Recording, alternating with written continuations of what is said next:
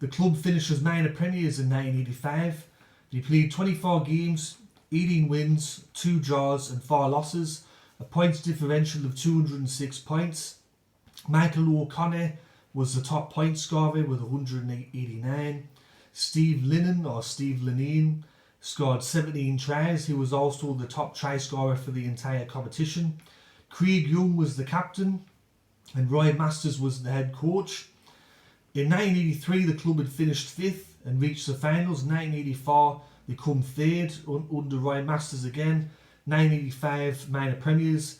The biggest crowd that they got for the year was at Cogra, 13,694 against Belmean, who come 2nd that year.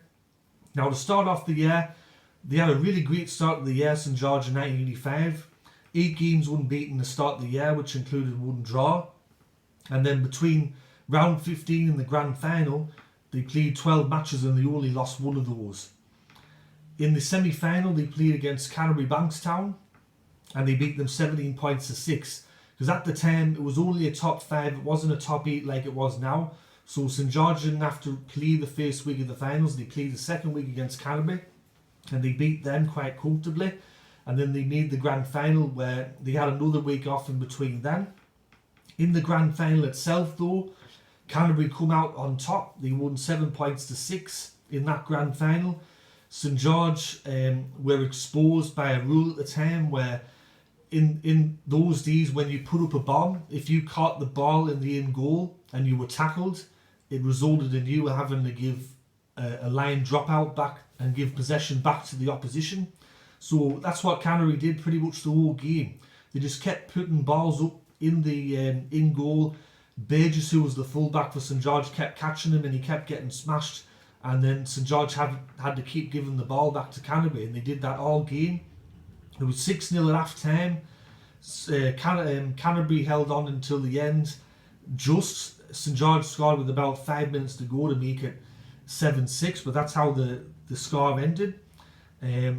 On that day as well, St George had all 3 grades playing in the actual final. So they had the 3rd grade, or I think it was the under-20s, then they had the reserve grade, and then they had the first grade.